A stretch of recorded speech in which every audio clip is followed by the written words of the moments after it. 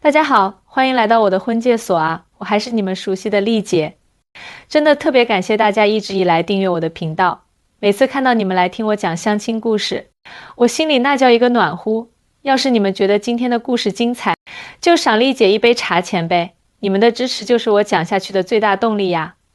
今天我要给大家讲一个特别真实的故事，是关于一个大龄剩女小赵的。这小赵啊，过年期间可经历了不少事儿。亲戚打压，父母帮腔，相亲还因为高要求碰壁，最后男方直接开队。当时我这当红娘的都差点没忍住要发飙。这故事里有心酸，有冲突，更有好多值得咱们琢磨的地方，大家一起来听听吧。小赵是我这儿多年的老客户了，今年30出头，家庭条件不错，学历也高，工作稳稳当当的，性格还特别温和。就他这条件，说实话，在相亲市场上那真不算差。可每年一到春节，小赵就头疼得厉害，尤其是回老家，面对亲戚们所谓的温暖关心。春节本是个热热闹闹团聚的日子，可对小赵这样的单身大龄女性来说，回家过年就跟过关似的，各种炮火直轰过来。亲戚们一见面就开始打量她的单身现状。这些年，小赵都习惯了亲戚们那些看似关心，实则带着点鄙视的话。就说今年吧，亲戚大伯一句，小赵年龄大了，怎么还没结婚？一下子就把小赵的心情从云端拽到了谷底。小赵苦笑着回应，哦，过年还是这句啊。他心里早就有准备，知道接下来肯定没好话。果不其然，大伯就像找到了啥新鲜话题，开始滔滔不绝，现在的年轻人就是不愿意结婚，眼光太高。人家都说了，30岁以前不结婚，基本就找不到合适的人了，你咋看？这话让小赵脸上一阵发烫，心里别提多不是滋味了。他知道大伯没啥恶意，就是觉得他年纪大了，该把结婚这事提上日程。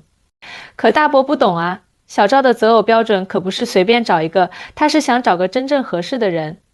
更让小赵心烦的是，旁边的亲戚们一听，立马跟着附和，对啊，30岁以后确实不好找了。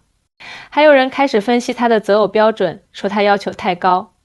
小赵强忍着不让眼泪掉下来，心里都快气炸了，咋就成他眼光高了呢？可都是亲戚，他也不好说啥。要说最让小赵心寒的，还得是他父母。今年春节，小赵的妈妈居然也帮着亲戚说话。小赵有点愤怒地问，妈，你咋也说这种话？妈妈叹了口气，哎，咱们也不能不管你吧，你都30了，我也不想你一直单着。别人说你眼光高，说不定有道理呢。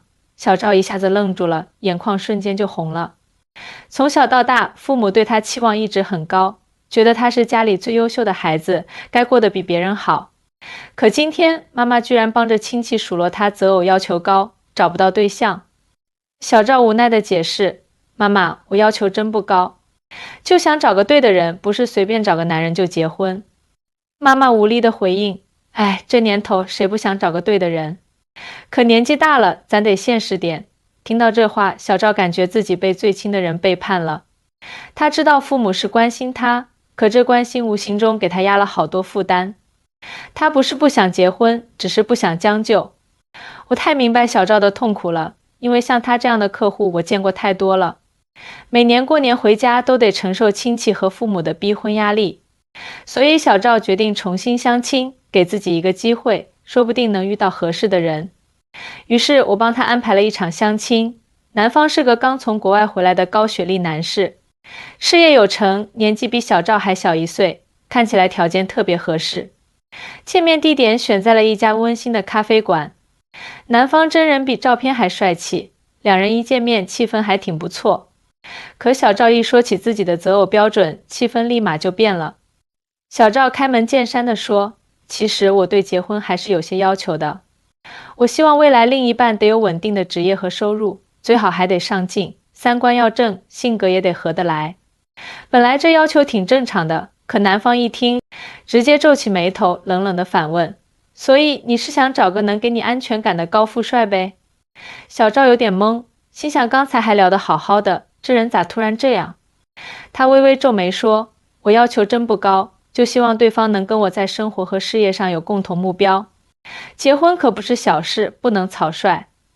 男方冷笑一声，我觉得现在的女人都特难满足，总要求男人各方面都好，自己却不咋样。像我这条件不错的，跟你说话都得小心翼翼，生怕你不满意。你是不是觉得自己特优秀啊？这话把小赵气得够呛。他觉得自己要求一点都不过分，男方咋能这么直接地批评他呢？真让人难以接受。我在旁边看着，心里都快气炸了。我做红娘这么多年，见过不少相亲的人，男女双方有不同要求很正常。我一直觉得真正合适的两个人不是看对方多完美，而是能一起成长，相互支持。可眼前这男的居然这么怼人，我差点就忍不住要发飙了。但我还是忍住了，想看看他们咋解决这问题。后来小赵和这男士的相亲自然没成。虽然男士后来有点后悔话说重了，但两人终究没擦出火花。我私下跟小赵聊过，他还是坚持自己的要求，不愿意妥协。小赵说的没错，婚姻是人生大事，可不是随便找个人搭伙过日子，得找个真正适合自己，能一起走过余生的人。他的择偶标准一点都不过分，这是对自己未来负责，也是对自己人生的尊重。亲爱的朋友们，在这个选择多样的时代，婚姻可不是必须完成的任务，而是要经过深思熟虑的决定。那些无理的社会压力、亲戚的逼婚、父母无心的帮腔，都不该成为咱们追求幸福的绊脚石。婚姻是自己的事，别人没资格替咱们做决定。要是你也因为高要求被打压、嘲笑，别灰心，找到合适的伴侣才是最重要的。最后，我给大家留个问题，你们在相亲过程中遇到过啥挑战和困惑？有没有因为外界压力怀疑过自己的选择？欢迎留言分享，说不定你的故事能给别人带来启发呢。下面我再跟大家详细唠唠小赵相亲前前后后的那些事儿。小赵其实自身条件特别好，大学是国内一所知名院校毕业的，学的是金融专业，毕业后就在一家不错的企业做财务工作，这些年工作稳定，收入也不错。他性格温柔，待人接物都很有礼貌，平时还喜欢看书、运动，生活过得挺有滋有味的。可就是婚姻大事一直没着落，家里人着急，亲戚们也跟着操心。每次过年回老家，亲戚们的关心就像潮水一样涌来。除了大伯，还有大姨也会说，小赵啊，女人年纪大了，生育都是个问题，你可得抓紧啊。小赵每次听到这些话，心里都特别无奈。他也不是没相过亲，之前也见过不少人，但都没遇到合适的。有一次相亲，男方工作倒是稳定，可一聊天，小赵发现两人三观不太合。小赵喜欢旅游，想看看外面的世界，增长见识，可男方却觉得旅游就是浪费钱，还不如在家躺着。像这样的情况，小赵遇到过好多次，所以他才一直坚持自己的择偶标准，不想将就。这次相亲前，小赵其实挺期待的。他想着男方从国外回来，见识应该挺广，说不定能跟自己有共同话题。见面的时候，男方的外表也确实让他挺满意，所以一开始聊得还挺开心。可没想到一提到择偶标准，男方就变了脸。小赵觉得特别委屈，他觉得自己的要求真的很正常。稳定的职业和收入，这是生活的基本保障啊。有上进心，两个人才能一起进步。三观正，性格合得来，以后过日子才能少些矛盾。他不明白为啥男方会有那样过激的反应，而男方呢，可能觉得小赵的要求太高。他自己在国外打拼多年，回国后事业也算小有所成，身边也不乏对他示好的女生。他觉得小赵既然年龄也不小了，就不该有这么多要求。在他看来，小赵就是想找个条件好的男人依靠，所以才会那么生气地对小赵。相亲失败后，小赵心情很低落。他来找我跟我说，丽姐，我是不是真的要求太高了？为啥就遇不到合适的人呢？我安慰他，小赵，你别怀疑自己，你的要求一点都不过分。婚姻是一辈子的事，不能凑合。你要相信，总会遇到那个懂你、欣赏你的人。我也跟他分析了这次相亲失败的原因，告诉他可能在沟通上双方都有点问题。小赵应该更委婉地表达自己的想法，而男方也不该那么冲动，直接对人。小赵听了，若有所思地点点头。从那以后，小赵还是继续相亲。他也参加过一些单身聚会，想多认识些人。有一次在聚会上，她遇到了一个男生，两人聊得很投机。这个男生也是做金融相关工作的，对旅游也很感兴趣。小赵当时心里就燃起了一丝希望。可后来接触下来，小赵发现男生虽然表面上和他有很多共同爱好，但在一些关键问题上，两人还是有分歧。比如，男生比较大男子主义，希望婚后小赵能以家庭为重，辞掉工作；而小赵很热爱自己的工作，不想因为结婚就放弃事业，这让小赵又陷入了纠结。小赵跟我说起这事的时候，我能感觉到他的无奈。他问我，丽姐，是不是真的没有十全十美的人？我是不是得放弃一些自己的原则？我告诉他，小赵，你要明白，婚姻就是要相互包容，但包容并不意味着放弃自己的原则。你得找到一个能和你在关键问题上达成共识的人。经过这次，小赵更加坚定了自己的想法，他不再盲目的相亲，而是在相亲之前会先通过聊天了解对方的基本观念，觉得合适了再见面。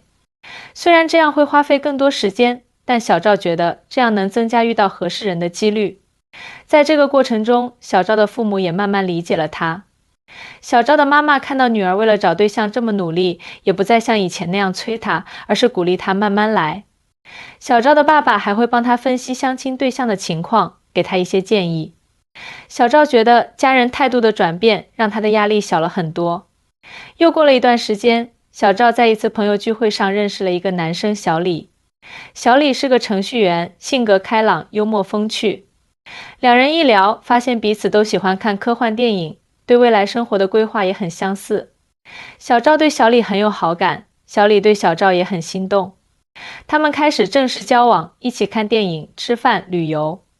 每次出去玩，小赵都觉得特别开心，他觉得自己终于遇到了那个对的人。交往了一段时间后，小李向小赵求婚了，小赵幸福地答应了。如今，小赵和小李已经结婚了，生活过得很甜蜜。小赵还专门来感谢我，说要不是我一直鼓励他坚持自己的标准，他可能就错过了小李。通过小赵的故事，我想告诉大家，相亲虽然可能会遇到各种挫折，但只要坚持自己的原则，不将就，总会遇到那个合适的人。希望大家都能在相亲路上顺顺利利，找到属于自己的幸福。好了，今天的故事就讲到这儿啦，再次感谢大家的聆听。要是喜欢今天的内容，别忘了给丽姐打赏哦，咱们下次再见。